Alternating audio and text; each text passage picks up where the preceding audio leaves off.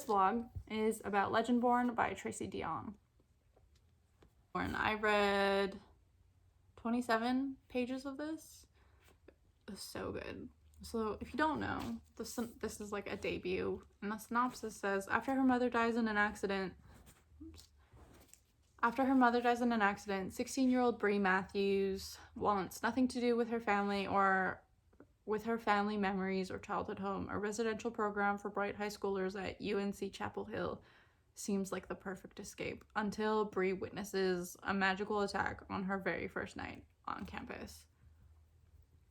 A flying demon feeding on human energies. A secret society of so-called Legendborn students that hunt the creatures down, and a mysterious teenage mage who calls himself a Merlin and who attempts and fails to wipe Bree's memory of everything she saw.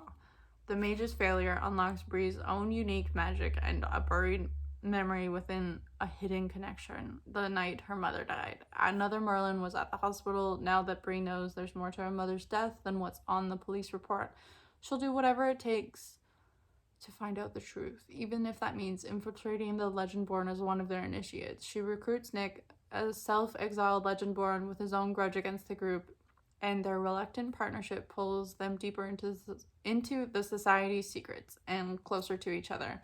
But when Legendborn reveal themselves as descendants of King Arthur's knights and explain that a magical war is coming, Bree has to decide how far she'll go for the truth and whether she should use her magic to take the society down or join the fight.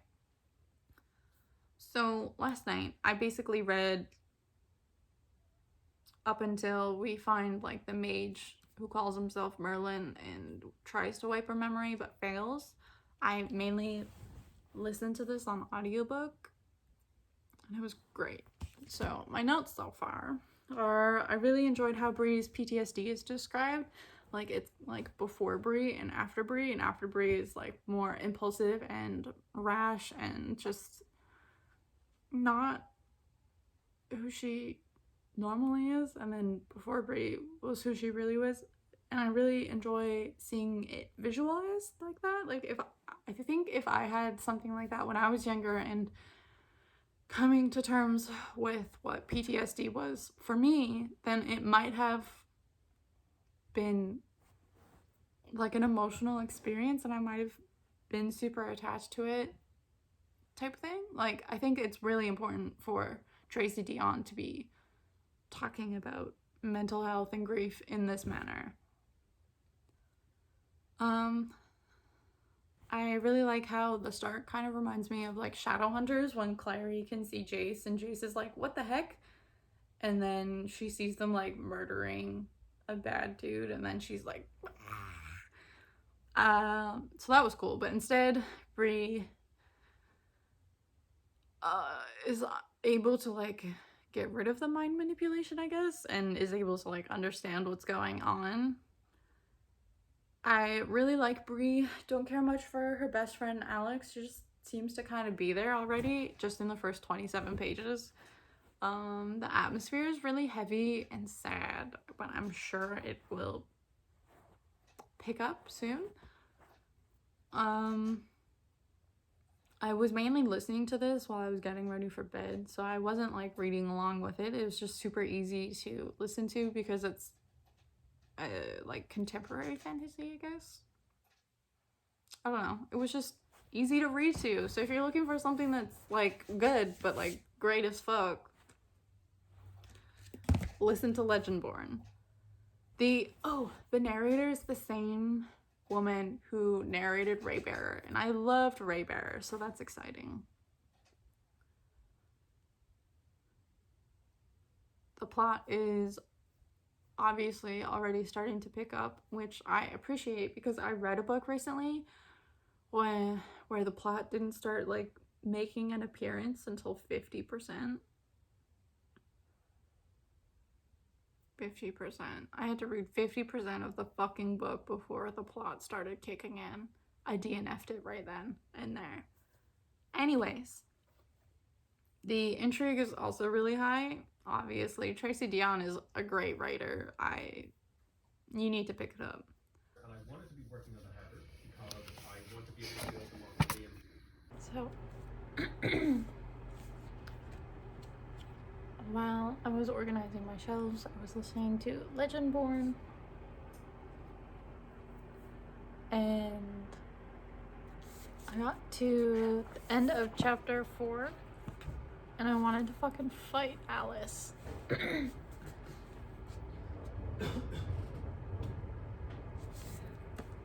Who expects their friend who's dealing with grief to just be normal and act normal and like just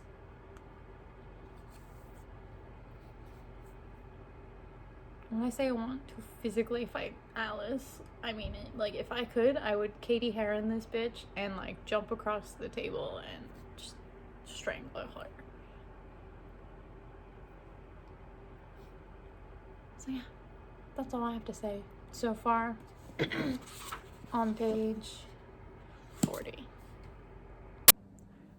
Okay, so I've read more of Legendborn. I'm now on page 116, and it's very interesting. I was not expecting Nick to be this important,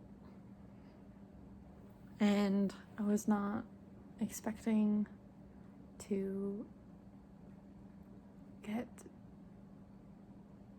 like, there's such a big conversation around being specifically Black in like academia, and it being a unwelcoming place from the get-go because you literally were not legally allowed there. And so I think it's done in it's so amazing. This book is so good, and the conversations around PTSD and how it is tying into the story itself with Bree as a character is so good. It's so good. I love it so much. I'm very glad that Ilana convinced me to pick it up,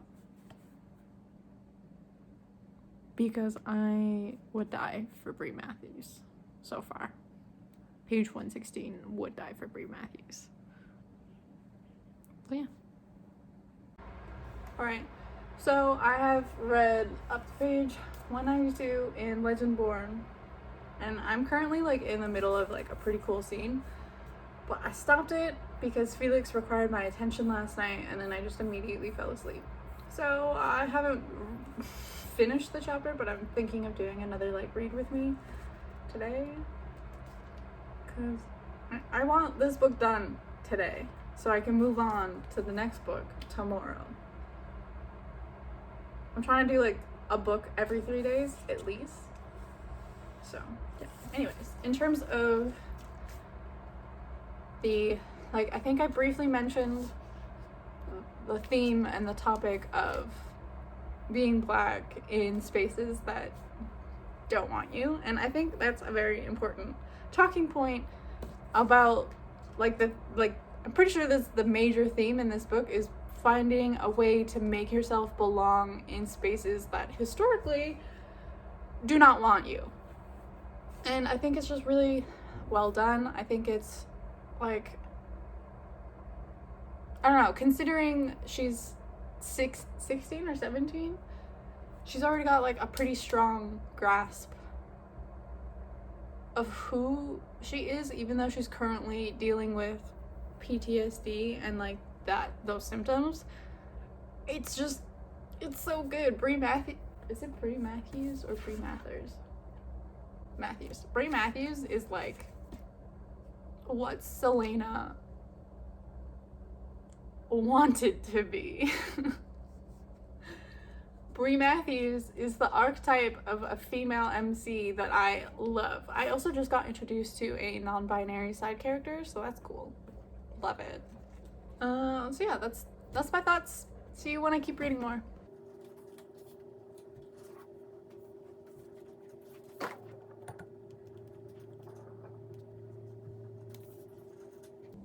I just got to a part where Bree is talking to Patricia, her therapist, and she's like, I know that your family's practices are gone, but I can only teach you what my family does. And I'm like,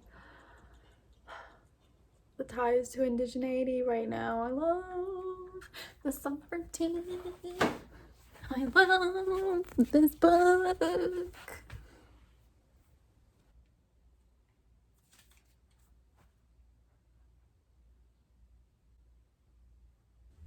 So I'm in the middle of chapter 26, but it's so cool because we have different streams of magic. We have the honoring of ancestors and memory weaving, and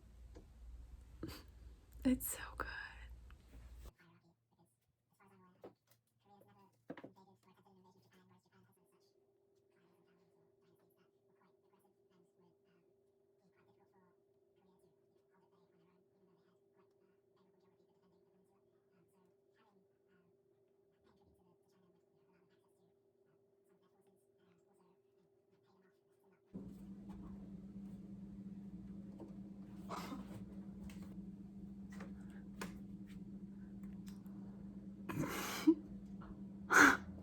Bree calling Sel a crossroads child.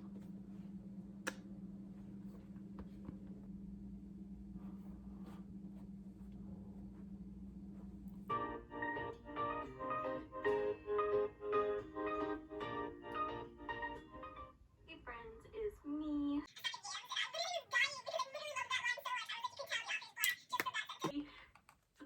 You know of one, so it's really funny. In the arc, there's a part where she gets picked up and she's like, oh, they picked me up like a sack of yams, and I literally was dying because I literally loved that line so much. I was like, you can tell the author is Black just from that sentence. But then I found out they changed it to sack of potatoes in the finished copy, so that made me a little sad, so that makes me glad to have the art. Alana, just so you know, the audiobook still has yams in it. So if you want to re-listen to it and experience the yams, that's the one to do.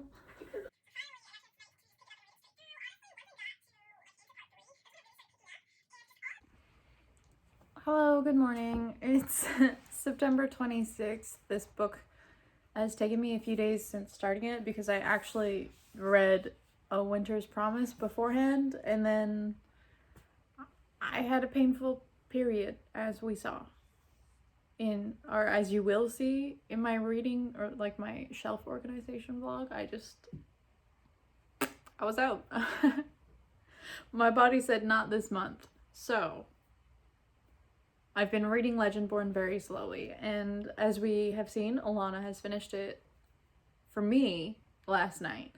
So it really scared me because of how she was talking about the ending. I'm not ready. I don't want this book to end because the next book isn't already out. Like, this is a debut. This is a debut, and it's this good. I have briefly mentioned the topic of like being Black in academia and like making a spot for yourself in places that have historically never wanted you. And Alana specifically also mentioned the importance of the topic of intergenerational trauma regarding slavery. And I feel like that's very important because of the way the two magic streams are like talked about. And so I am really, really loving Bree being able to learn the traditional or like root magic and then learn like the colonizer magic through Nick and stuff like that. And I'm just interested to see how it'll all come together. Alana said she had a theory about how King Arthur will come around. I have no idea. The only King Arthur stuff I know comes from that Sword one, that Sword Disney movie, Sword in the Stone. I think I only watched that 2 or 3 times. And like my mom used to watch a TV show called Merlin. So like I know that there's like a sorcerer, and I know that there's a king, and I know that there's a sword. But that's about all I know. Hi. And so yeah, I am interested to see where it's gonna go. I am not ready, if I'm being completely honest. I just want to go back to the chapter when Bree and Nick share a bed, and I I was happy then. I straight up messaged the group chat and I was like, I don't, like, cut the fantasy out. I don't want it. Just give me Nick and Bree being happy, please. Not ready. Anyways, I'll be back. What is he doing? I'll be back when I have read some more. So I just got to page 350.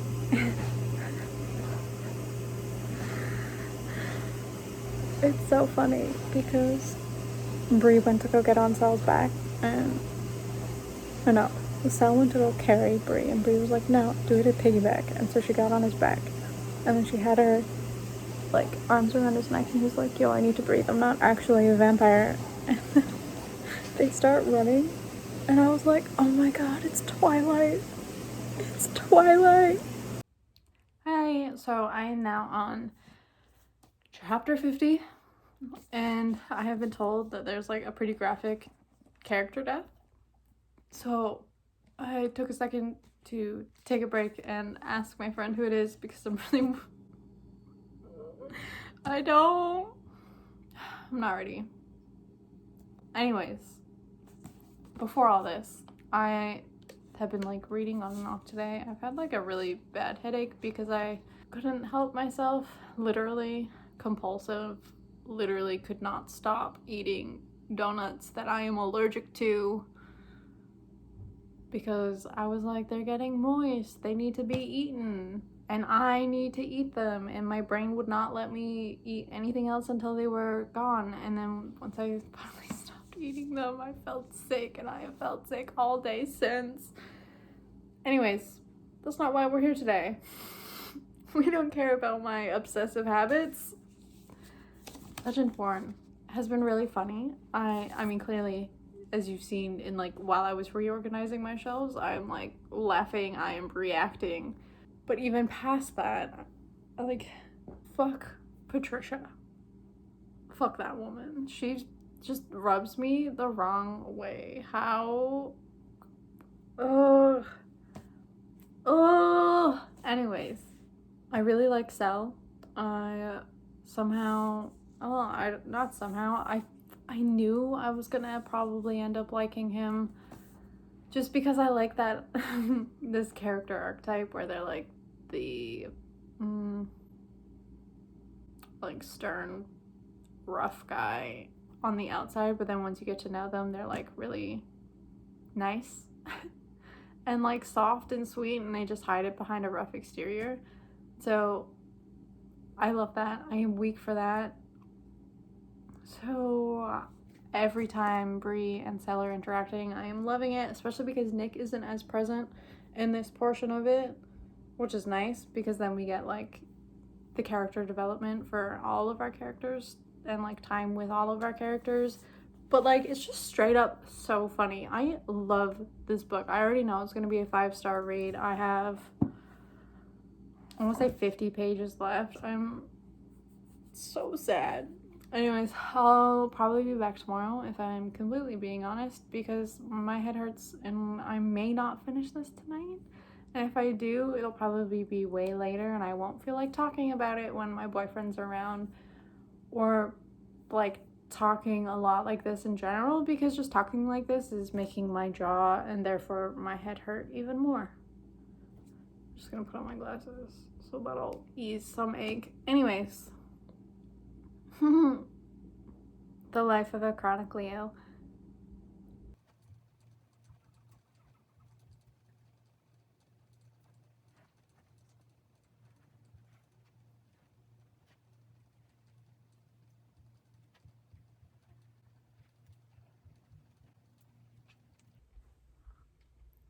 Sal's mom.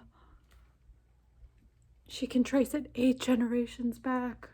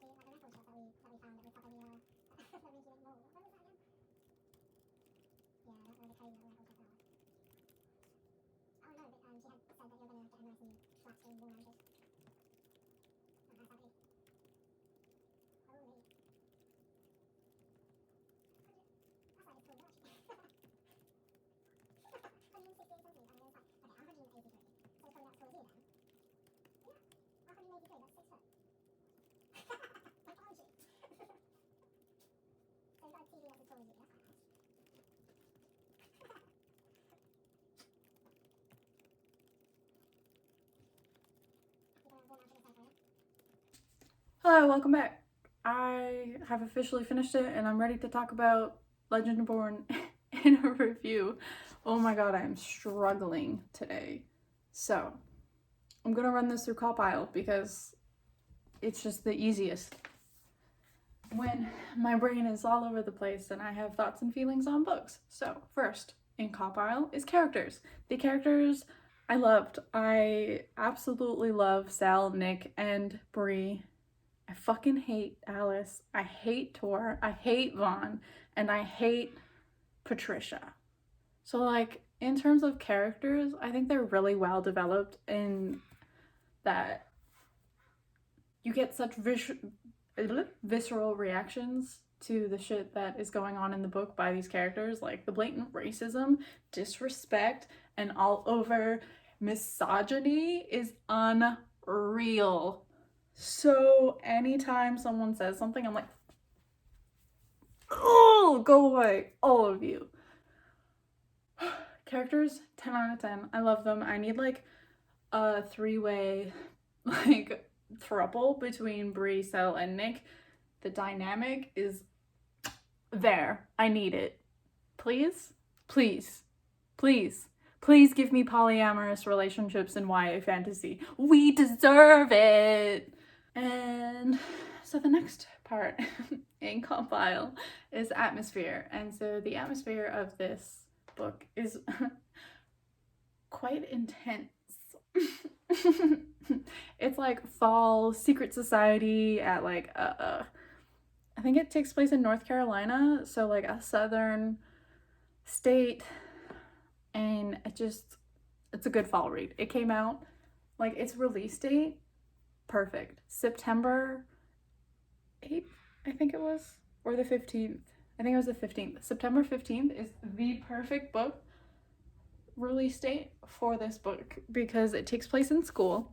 It takes place, I think, like late summer, and then there's like the secret society stuff, which is cool. There's demons and like demon fighting and different streams of magic, and it's just so good. And so this all ties into the writing. Tracy Deonn is a fabulous writer. She has such a strong voice. She is so comedic. I was laughing out loud at several points. And I hope that if you read this book, you laugh out loud at the same parts, like when Bree is thrown over the demon's shoulder like a sack of potatoes / yams, when Bree called Sel a crossroads child, when an ancestor like possessed Bree and literally fucking called her ass out for taking the Lord's name in vain and like smacked her in the face for it. Iconic. I cannot believe someone's mind thought of this. It's perfect. So then the next little portion of Compile is plot, The plot is really good. We follow Bree after her mother dies, and she is like going to this high school, like pre-college summer thing, so that hopefully she can get more student aid eventually when she graduates from high school. So she's like 17, almost graduated, and then she gets like drawn into this magical world because on the first night they're at this like party they technically shouldn't be at, and she witnesses some fucked up shit, and it's great. And like, yeah, if you like the mystery, intrigue, fantasy, this book's for you. 100%. If you like discussions about racism, slavery, intergenerational trauma, grief, PTSD, depression, anxiety, this is a book for you. If you like the hard-ass, bad, I'm gonna get to the bottom of this and take you out type characters, but then deep inside, once you get to know them, they're like, I have deep insecurities and I was just doing this because I was trying to prove my worth and yada yada yada.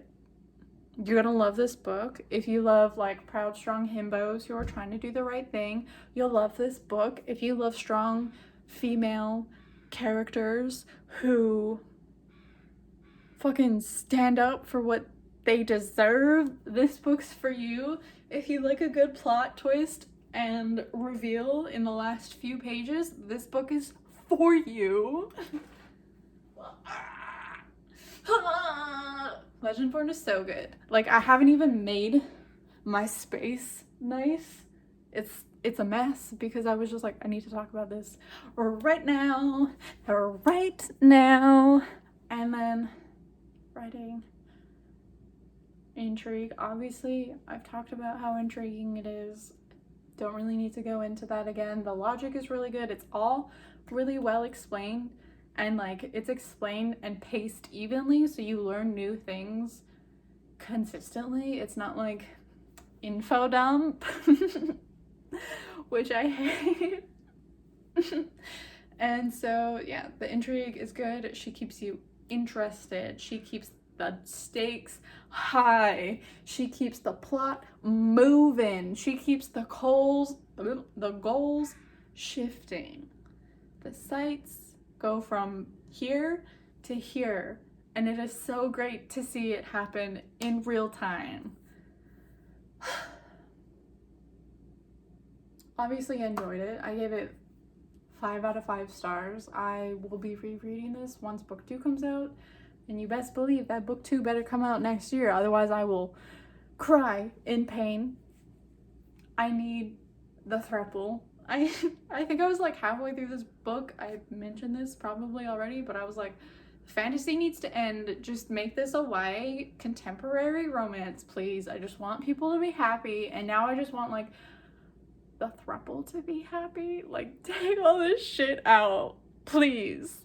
That ending, the 3 heartbeats behind Bree's heartbeat.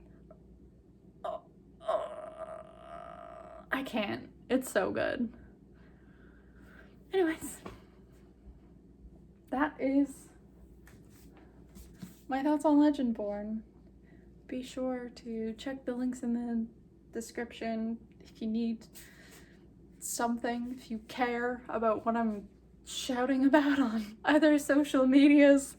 They'll be there. Thanks for watching. I'll see you next time.